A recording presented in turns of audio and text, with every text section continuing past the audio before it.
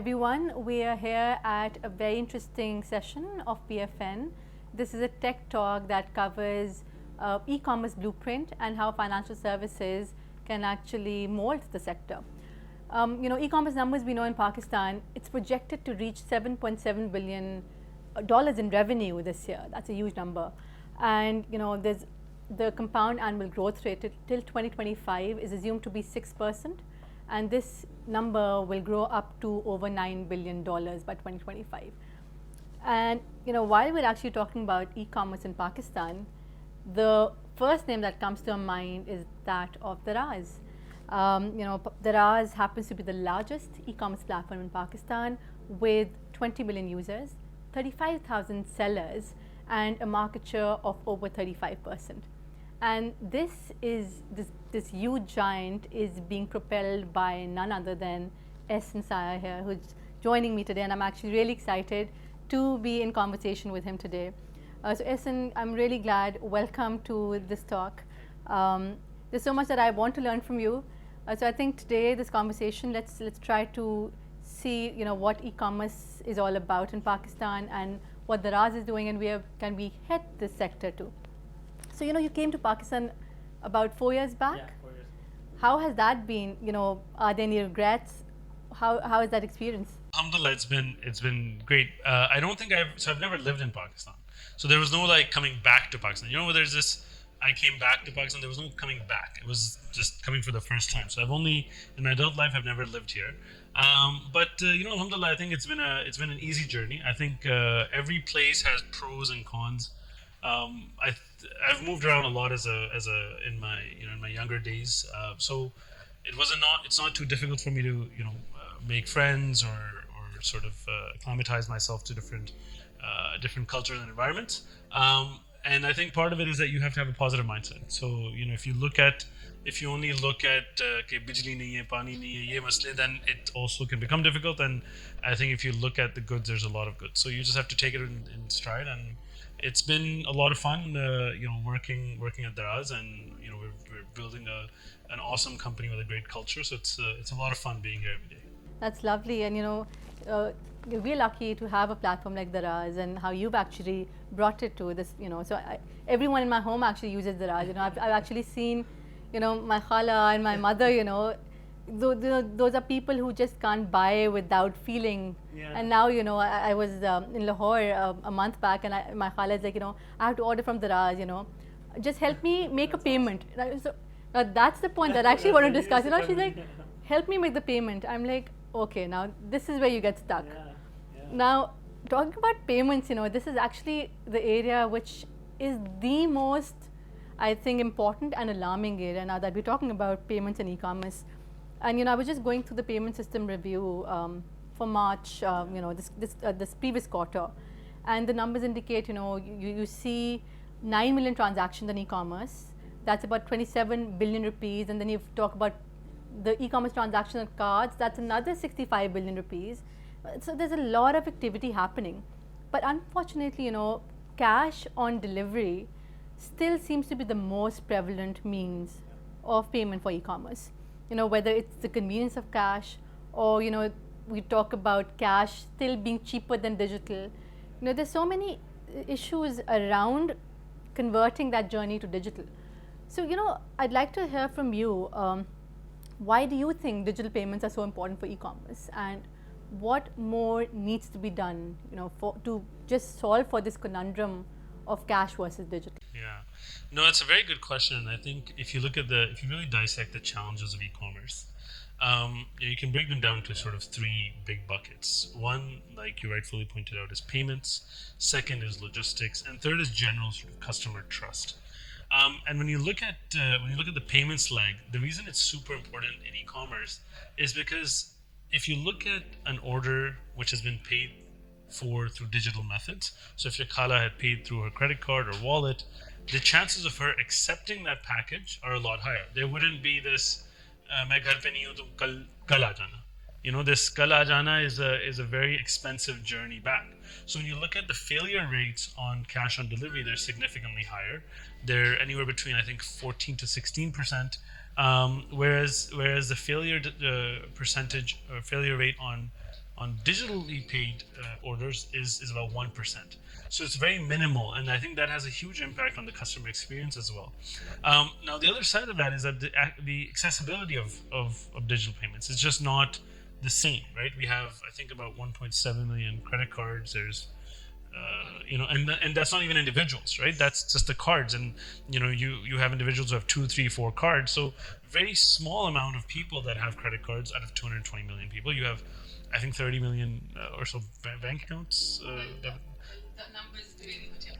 Right, and then you have the wallets, and that's still such a small portion of our entire population that's banked and covered and has access to digital payments. So given that it's so important for us, we've really taken a lot of steps to be able to improve that and increase that share.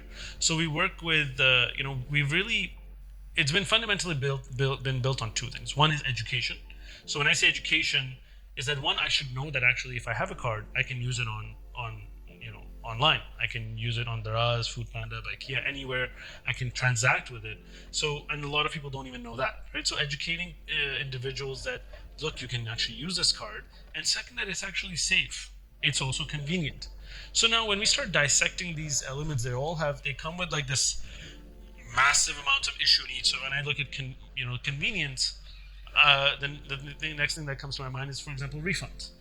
So I need to make sure my refunds are also very streamlined, and part of it is that what I can do, but then part of it is that if you, for example, spend 1 lakh rupees and buy a fridge, and you decide you want to return it, you cannot afford to be stuck with that without that capital for 45 days.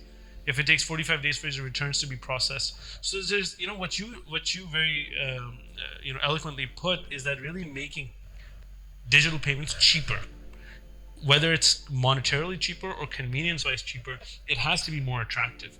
And I don't think today it is necessarily more attractive than cash in every way.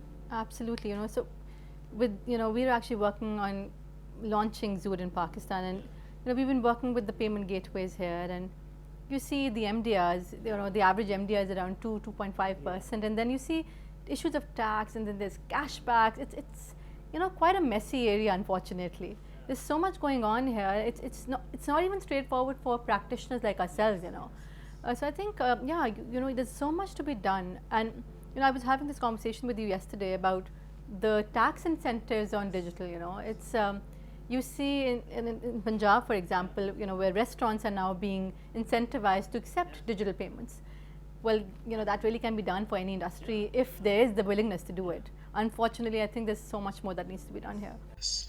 Because it has to, it's interesting you say that, because in that instance, it gets drawn from the customer, right? As a customer, I come in, up card lenge, and if the guy says no, like, kyun nahi lenge? Then I would go to someone else who accepts card because I have an incentive.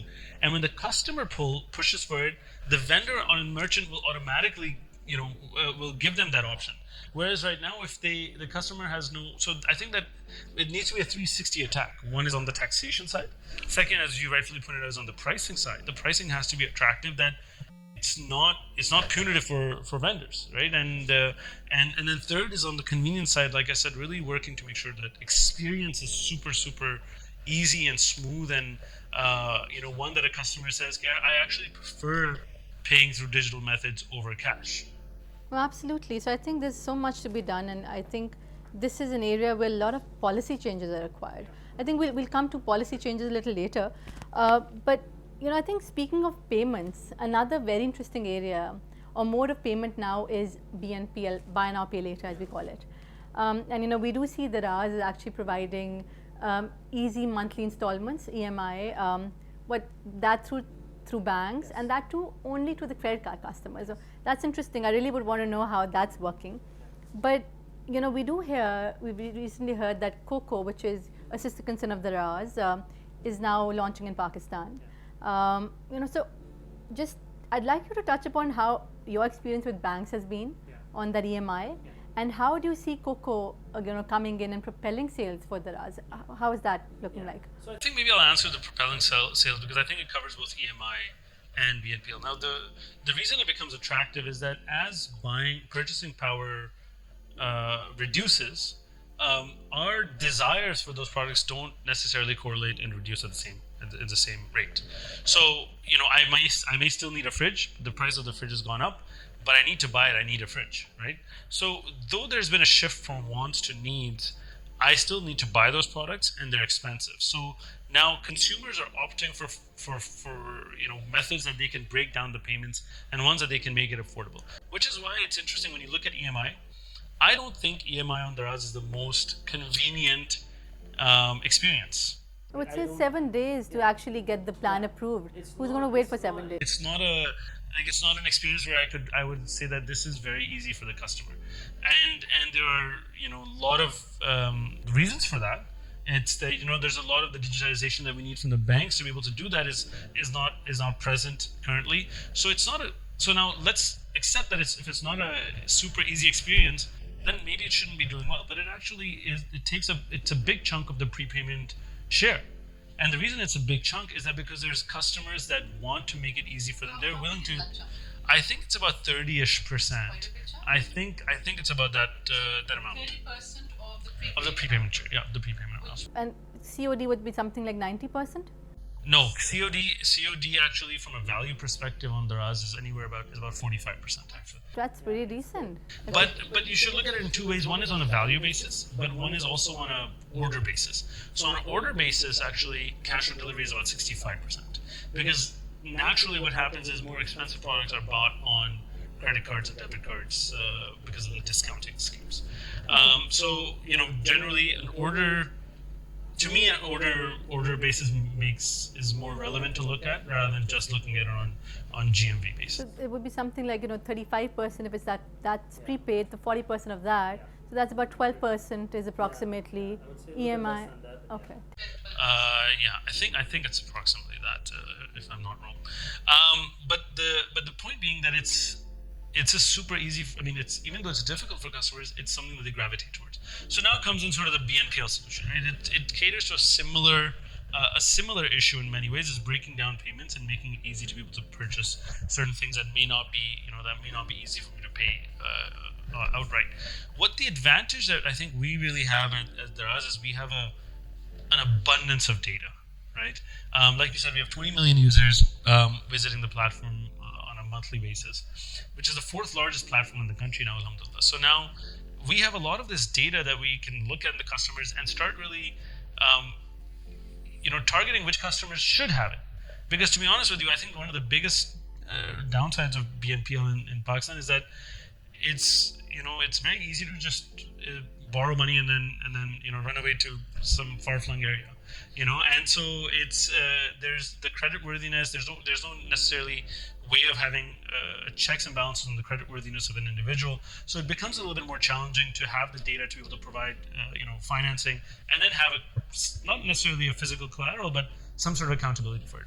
So what we can do is we can sort of say that, look, this X percentage of Daraz users, we know how they buy, we know where they buy, we know where it gets delivered, we know a lot about the the physical elements of it, that we can actually give the financing to the customer. Because I think one of the elements where some companies become naive is this side of it is a risky business. It's not. It's you can't just give away money so easily and then and not have the right checks and balances. But I would love to hear your opinion on this too, because I know you guys are also actively involved in BnPL. So it is a very interesting space, and it's also one that's not really the darling that it used to be, because to be honest, money's not free anymore. And when money is free, everything is a darling, right? So it's interesting. So before we talk, I share about our experience in lending overall. In India, they have e-commerce repositories. So I have a friend who runs this platform called Zest Money in India, and they do BnPL.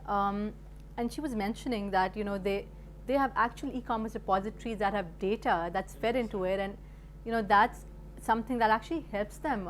There are blacklists on those repositories that actually help e-commerce practitioners to decide whether or not to serve these customers or not. So it's actually really interesting, how fast countries are moving in terms of the data element. And I think that's something that we could definitely work on in Pakistan, but I think the market is still nascent when it comes to, talking about things like data and using that data. And yeah, I think BnPL, it's a tricky business to be in for sure.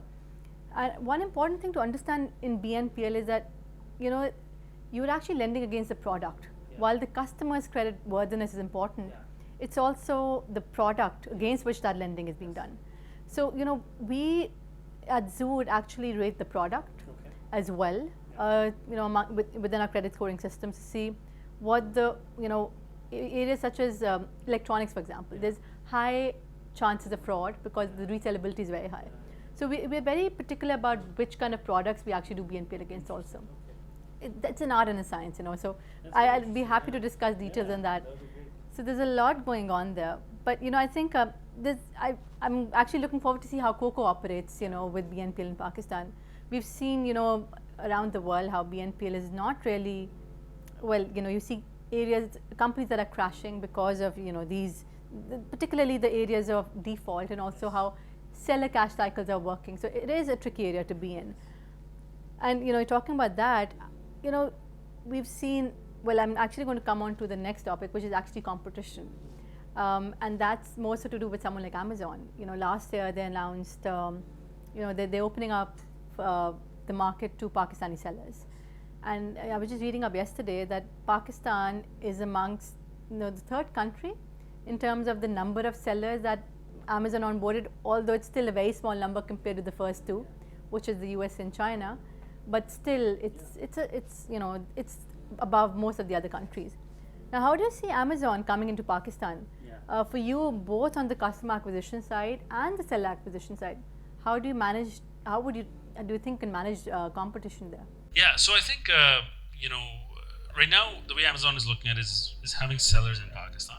The customers would still be ones like the sellers would send it to either FBA and then it would be the customers would be in other markets. They wouldn't be in Pakistan. But truthfully, I think our market is one of those where I think there's times in your life where you have to fight for the pie, and then there's times in your life where you have to grow the pie. I think given that e-commerce is still 1.5 to 2% of the entire retail market, having players that can mature the customers and sellers is brilliant.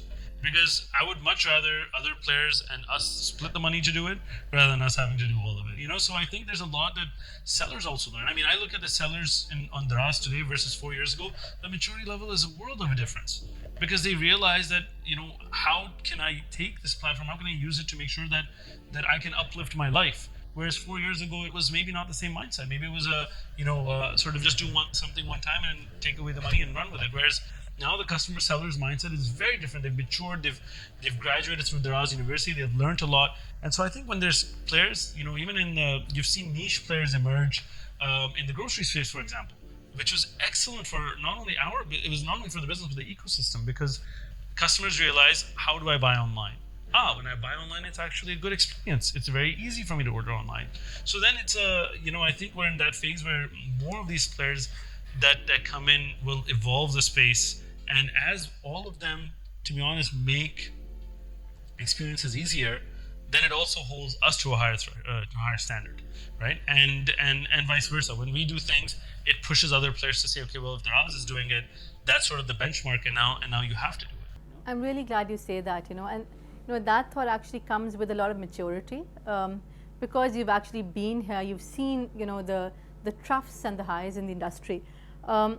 Even within lending, for example, you've seen that this is a population over 220 million.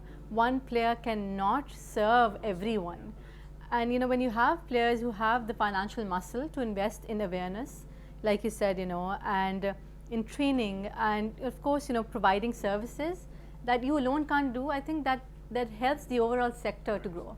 For example, I'll just give an example in terms of lending. When we started lending, no one knew about what a credit bureau was. And now, with multiple lenders coming in, we have people telling us, oh, मेरा नाम हटवा दें credit bureau से, मुझे किसी और से loan नहीं मिलेगा. So, I think that thought process comes only when you have multiple participants coming into the ecosystem. So that I think that perspective of long-term industry growth is very important. And, I think mature players like yourselves understand that. And talking about maturity, we've seen in this recession now a lot of I'd say it's corrected focus now about thinking about strengthening business fundamentals rather than just focusing on hyper growth. Essen, I'm wondering, how do you actually see profitability in the e-commerce sector and the RAS in particular? No, that's again a very good question. I think it's one I think that look, everyone has been forced into to some degree as well because when capital was a lot cheaper, when there was excess capital, when money was being printed, you could do a lot more things without thinking. And this was around not just, I'm not talking about Pakistan, but everywhere in the world, right? Because it just was easier. And now with hyperinflation and with the capital being sort of dried up, everyone has had to reassess their business models. And I think that's also why companies that couldn't evolve so quickly had to close shop. I think for us, it's we were also a little bit more prudent, probably 6 to 8 months before the leading indicators came out, where we said that look, this cannot continue the way it is. So we have to set our path on profitability before the markets force us to force our path on profitability. And I think that's why, to be honest, we haven't felt a dramatic impact on our business. In fact, from an order perspective, we're still in the medium double digits up year over year. And given the economy in Pakistan, that's a very healthy number. And so when we look at profitability, there's multiple elements of it. Now we'll look at sort of our core commerce business, which is the marketplace and the retail side of it, where we buy and sell. Then there's other businesses that we've tacked onto it, as we've grown as in our user base. So our core commerce business, we've said we want to build a business that is sustainable. And why do we want to build a sustainable business? Is because our dream and vision is that one day our sellers, and 35,000 of them, can build this business and pass it on to their kids and pass it on to their kids. If we want to do that, we cannot build a business that is inherently losing money forever. So today we're at a place where we're gross profitable. It'll take us about 3 to 4 years to be net profitable. But what's encouraging is when you're gross profitable, you start then, as you scale, you start digging into your fixed expenses. So we've worked a lot with working with our sellers to optimize our commissions, for example. And in that, I'll take a second to what our mission and mindset is. Our mission is uplifting communities through the power of commerce. So with that mission in mind, if you had a player that has 35% of the market share, you could sort of go into the market and say, hey guys, I'm doubling commission. And you've seen players in different industries sort of say, I'm gonna do it because I can. We actually went through 1,027 categories, and we looked at the offline. How much does the seller make offline? How much does it get charged online? And making sure that we're competitive to that. We're not being abusive to our sellers. So we really dissected on a commission basis what is the most reasonable thing for us to charge us on shipping fees. What makes sense for us to charge our customers and sellers?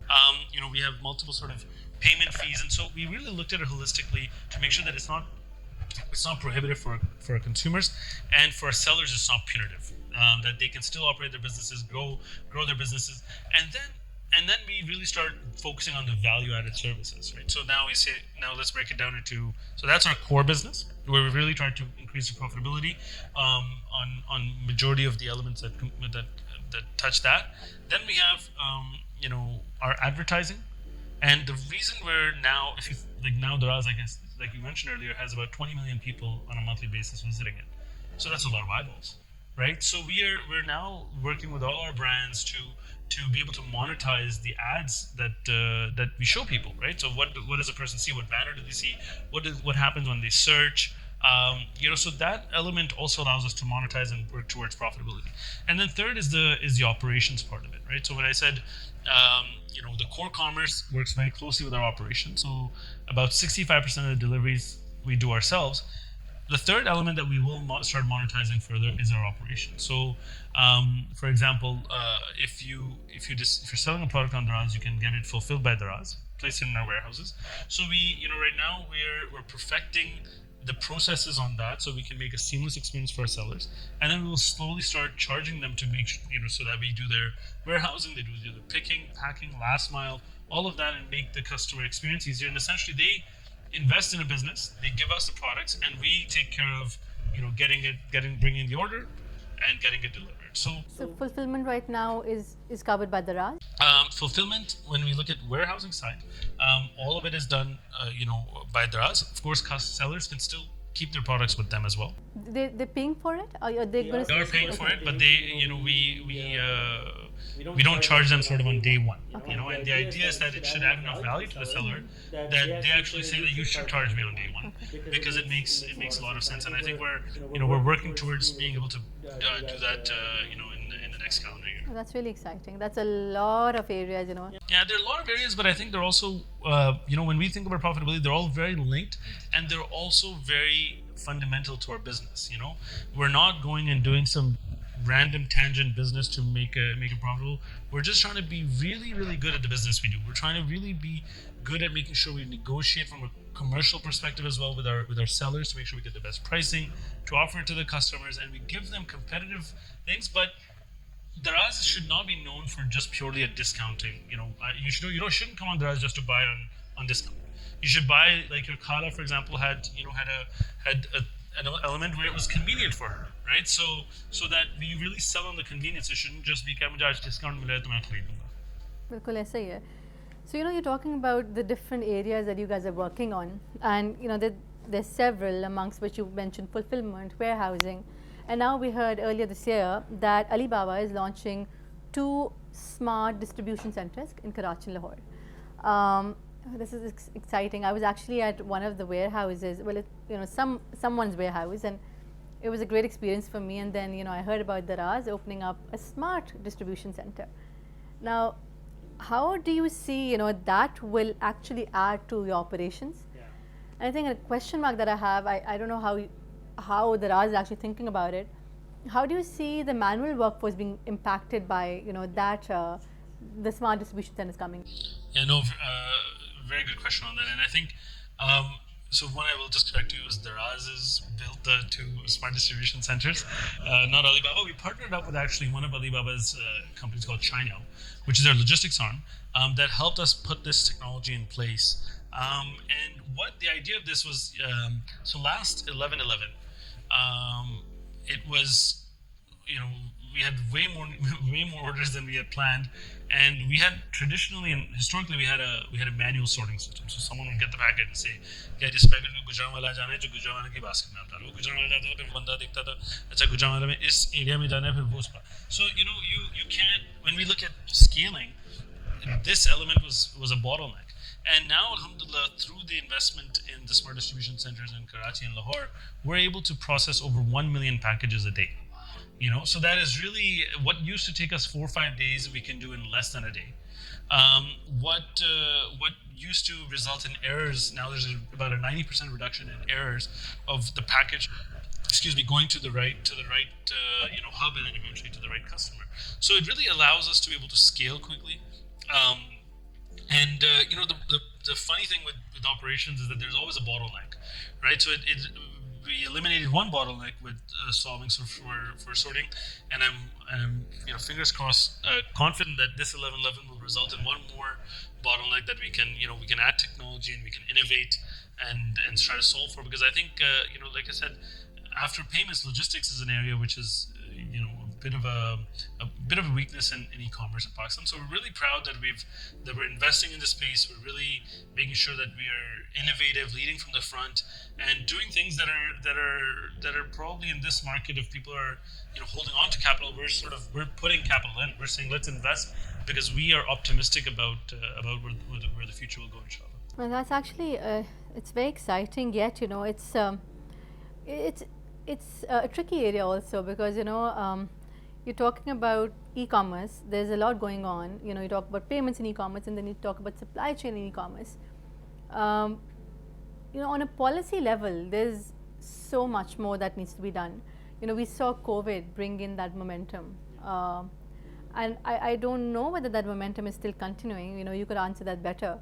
But what really has to be done, to keep that momentum going, and not only at an individual entity level, but overall e-commerce for other players as well. Offline बेच रहे थे, उन्हें भी समझ आई कि मैं दुकान online set up कर सकता हूँ. Some of them never went back to offline, some of them did, but there definitely was a dip after as well, right? Naturally, as the markets opened, people started, going back to, I wouldn't say the normal, but whatever way of shopping it was, it did. There was a dip in that, and then compounded to that was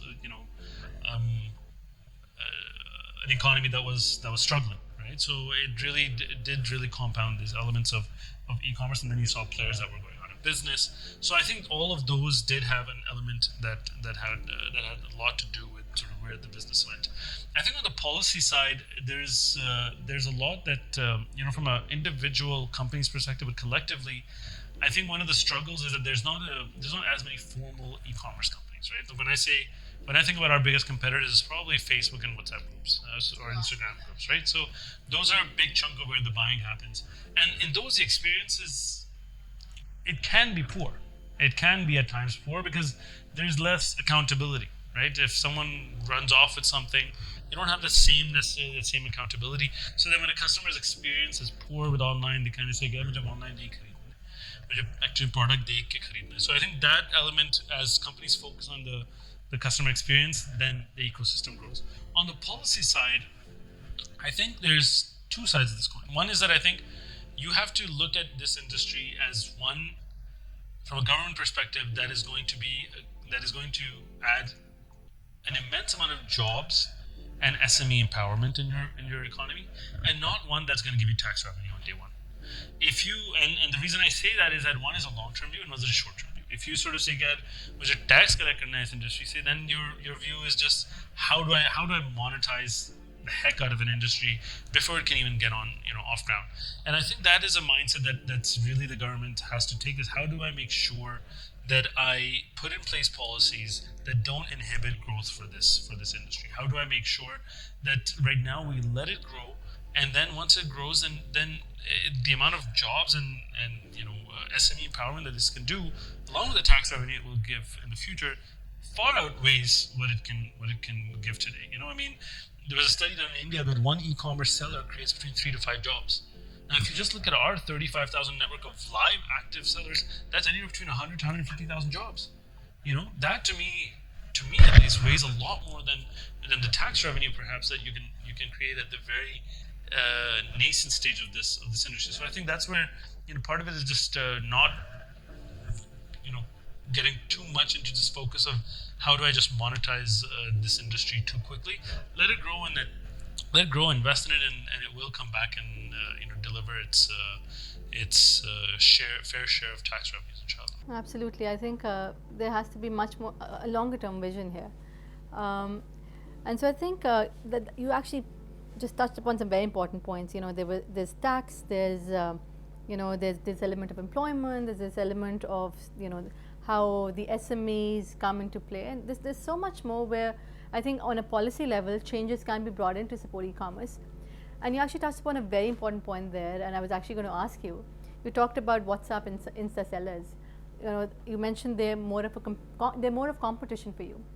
Any plans of converting them to Daraz? Yeah, 100%. And a lot of them, we have been actively, converting Facebook and WhatsApp and Instagram sellers because we give them a formalized infrastructure, right? So that I think has really added a lot of value to them as well. We've really been going in more of an acquisition strategy, apart from just the bazaars and the sellers that are offline, is going after these sellers that are on Facebook and Instagram and giving them an avenue that, look, it's not just a platform which has 20 million views, because how many views can you get on your Instagram page? Right? You have to spend a lot of money perhaps to get not the same audience. You can't get the same audience, but when you have a platform which is getting 20 million views, that's an insane amount of people that are visiting the platform. That's an amazing opportunity for you to be able to sell. And we've done a lot of things where, for example, we've launched Daraz Live, which became popular because of cricket. But a lot of sellers use Daraz Live to be able to sell to their customers. They talk about this cup, and they show what it looks like in color and what it how does it compare to the size of my hand, so I can get a relative understanding of it. So a lot of the functionalities that you appreciate in sort of Instagram and Facebook, we've mimicked, and said now we give you on top of that a massive amount of audience. We give you the ability to store products in our warehouse. We give you the ability that you can sell and we can deliver it for you. So we try to make it convenient for those sellers. And I think it's really important. A lot of the Insta and WhatsApp sellers are also females. Yes. I have a lot of friends who are actually running these little businesses on Instagram, and one of the biggest challenges that they face is how will they manage scaling or fulfillment, or even something like last mile. These are challenges that they have. So I think it's really important, because I think that element of gender support, I think the RAs can actually play a huge role there. There's about 20% of our GMV comes from female sellers. And it's about 5,000 of the 35,000 active sellers are females. In fact, recently, when we had a seller summit in Lahore and in Karachi. So out of 35,000 active sellers, maybe about 10-15% of them attend these physically. And the one in Lahore was, and this was the first time we were doing it after COVID, so it was really nice after 3 years to see them in person. The stories just blew my mind. I met a girl who was 10 years old, who with her mother started a page. She started on Daraz University, learned how to create her page, how to write a description, how to put a picture, and was making bracelets and selling on Daraz. In Karachi, I met a lady who had brain cancer, and so she couldn't leave her home. So when she met me, she said, when I started, I was just operating from my household, and then I had a team in Karachi, and she told me the day she met me, she's like, I now have a team in Lahore as well. So that element is actually super important for us. We've done a lot of work towards women empowerment. So we launched a program last year called Ibtida program, where we, for I think about 3 months, we said no commissions if you're a female seller, to really enable women to be able to get onto our platform. And if it's not easy for them to leave their homes, we offer pickup services to really make sure that we give the right appropriate amount of empowerment. Because when I mentioned earlier uplifting communities through the power of commerce, one of our core beliefs is you cannot lift a community without uplifting its women. And if we really want to have that business that is there for 100 years, if the women of Pakistan are not uplifted and empowered, then you will not have a successful business in 100 years from now. So we really take concrete steps to empower women, female sellers, because it's not only it's altruistic, but it's good business. Female sellers. I mean, the one I told you about who had brain cancer. She told me that because I've started selling on Daraz, now I educate kids in my neighborhood, girls in my neighborhood, on how to sell on Daraz.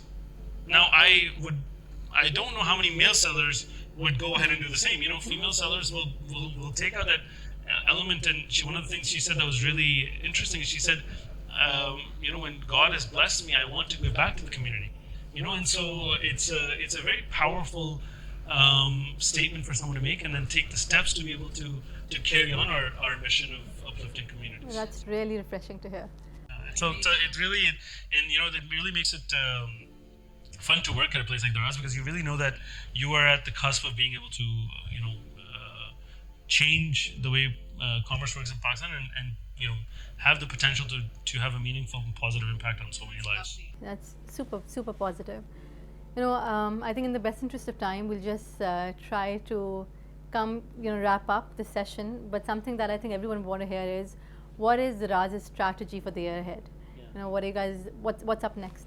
Yeah, I think one of the things that we've really been trying to make sure we do is, on the basics of the business, we deliver an experience where you can find the product you want at a competitive price.